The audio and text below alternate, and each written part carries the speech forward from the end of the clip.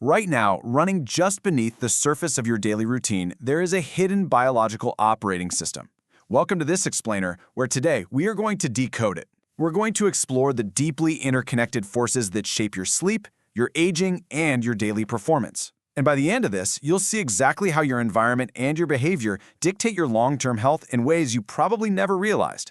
So let's dive right in with a scenario you might know all too well. Why do you suddenly wake up at 3 a.m. feeling completely wired, anxious, and absolutely unable to go back to sleep? Think about how wild this paradox is. You're lying in the safest, most comfortable room in your house, yet your heart is racing. Your body feels like it's bracing for an imminent physical threat. Why on earth does a modern, perfectly safe environment trigger an ancient survival panic? Well, this visceral human experience isn't just some random annoyance. It's an actual clinical phenomenon called sleep maintenance insomnia. And honestly, it serves as an incredible window into your nervous system.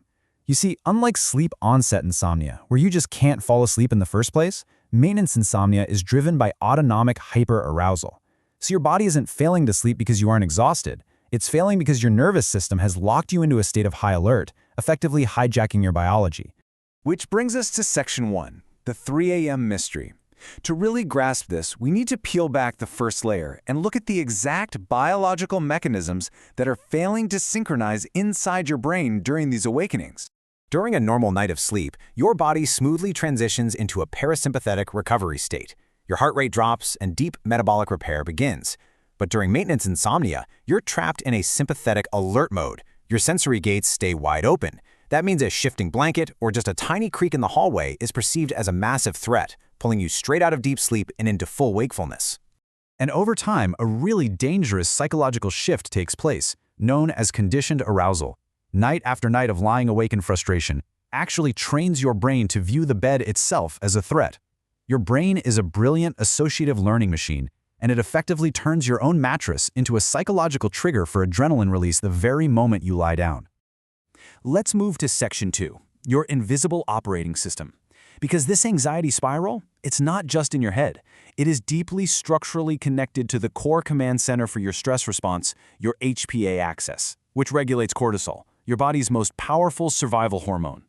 If we map out your stress hormones, it reveals something fascinating. In a state of hyperarousal, your cortisol spikes intensely and prematurely right in the middle of the night, physically yanking your brain out of restorative sleep. Normally, cortisol hits its absolute lowest point, its nadir, around midnight to allow for deep sleep, and then it gently rises around 7 a.m. to wake you up. But with sleep maintenance insomnia, this system misfires completely. It floods your brain with waking hormones hours before you actually want to be awake. And this creates a rapid, escalating biological cascade. A suppressed internal clock and elevated cortisol block your N3 sleep. That's the deep, slow-wave sleep your cells desperately rely on to clear out toxins and repair DNA. When your brain's threat detection system blocks the specific stage, your biology is essentially being robbed of its nightly maintenance cycle. This leads us right into Section 3, the architecture of arousal, because we need to see how this short-term disruption builds into severe, long-term consequences. What happens in the dark profoundly alters your health trajectory in the light. Without that deep, slow-wave sleep, your heart never gets a break from vascular shear stress. Your immune system fails to release crucial defensive cytokines, and the synaptic plasticity required for memory consolidation is totally fractured. This lack of sleep doesn't just make you feel tired the next day, it creates a state of systemic, low-grade inflammation that is literally accelerating your biological aging. So let's examine Section 4, aging and the sleep clock. It feels incredibly unfair, but maintaining this delicate sleep architecture becomes drastically more difficult as we age, thanks to some profound physiological shifts. As we grow older, our master clock physically shifts. Your brain's suprachiasmatic nucleus naturally advances, which makes you tired earlier. On top of that, your kidneys produce less antidiuretic hormone, meaning your body keeps producing high volumes of urine at night, forcing you to wake up. Add in the fact that critical sedative hormones like progesterone begin to plummet during menopausal transitions, and it creates a perfect storm of age-related biology actively conspiring against your rest. But here's where we take control. In Section 5, rewiring your biological rhythms. The incredible news is that this operating system can absolutely be reprogrammed, but it requires highly targeted, often counterintuitive interventions. It starts with a fascinating scientific paradox. Maximizing your exposure to bright sunlight during the day actually acts as a protective shield for your night. Getting robust, high-intensity sunlight in your eyes, especially in the morning, firmly anchors your internal clock. It builds the massive circadian amplitude you need to effectively release melatonin later when the sun goes down.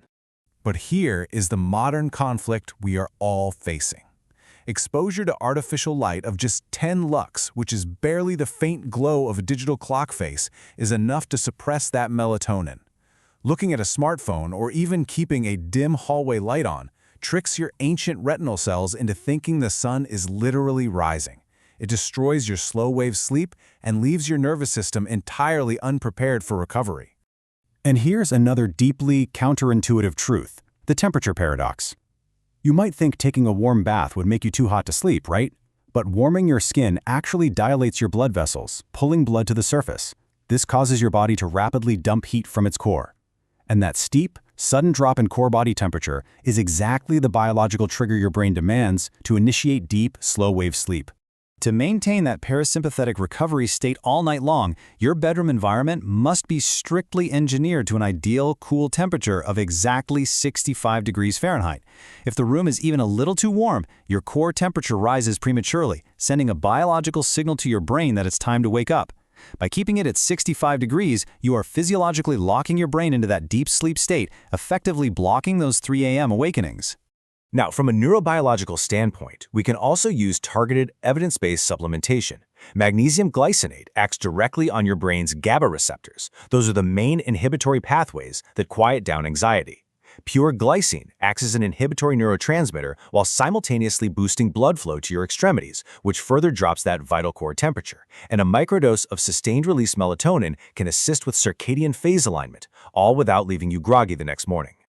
But what if you do still wake up at 3 a.m.? You can actually manually override your sympathetic nervous system using the 4-7-8 breathing technique. The vagus nerve is essentially the biological brake pedal for your heart rate.